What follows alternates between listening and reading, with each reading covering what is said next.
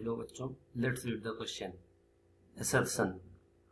Rudolf Virchow stated omnicella ecella. Reason. Mark Schulz proposed the protoplasm theory.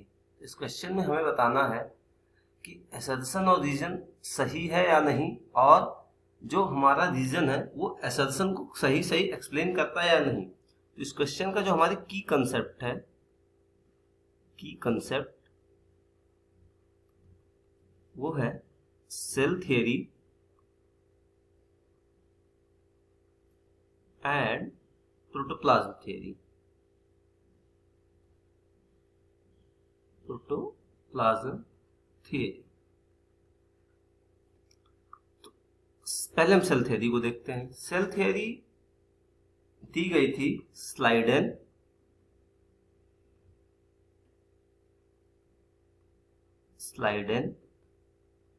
And Schwann के द्वारा. इन्होंने कहा कि all living organisms are made up of cell. And cell is the structural and functional unit. Cell is structural and functional unit.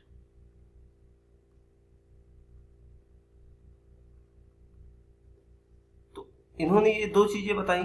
इनको rectify करते हुए Rudolf Virchow ने ओमनीसेल्ला ईसेल्ला का स्टेटमेंट दिया. उसका मतलब उन्होंने सेल थियरी में एक करेक्शन किया कि all the cells arise from pre-existing cell. मतलब कि किसी भी सेल की जो उत्पत्ति होती है वो किसी पुराने सेल से होती है. ठीक, ये सेल थियरी. तो cell theory Schleiden and Schwann के द्वारा दी गई, जिसमें उन्होंने कहा कि all organisms are made up of cell is structural and functional unit of life. उसको रेक्टिफाई करते हुए रुडोल्फ विर्चो ने कहा all cells are arise from pre existing cells. इसको लैटिन में कहा जाता है ओमनीसेल्युला ईसेल्युला. ओके. अब प्रोटोप्लाज्म थ्योरी जो है वो क्या कहती है? प्रोटोप्लाज्म थ्योरी ये कहती है कि protoplasm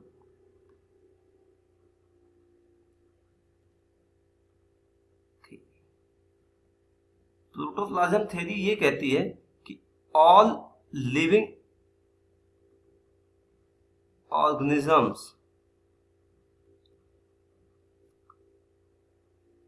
are made up of protoplasm. Protoplasm basically वो सारे जो फ्लूइड मटेरियल प्रेजेंट होते हैं इनसाइड द सेल, उसको हम, और साथ में जो सेल ऑर्गेनेल्स होते हैं, मतलब लिविंग फ्लूइड जो फ्लूइड होता है और जो हमारे सेल ऑर्गेनेल्स होते हैं, उनको हम कलेक्टिवली मिला के बोलते हैं प्रोटोप्लाज्म. तो और ये प्रोटोप्लाज्म थ्योरी प्रपोज की गई थी मैक्स मार्क शुल्ज के द्वारा ही.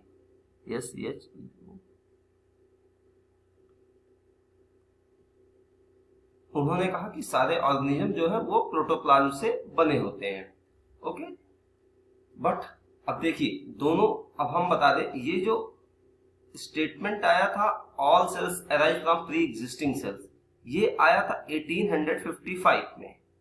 प्रोटोप्लाज्म थ्योरी आई थी 1861 में.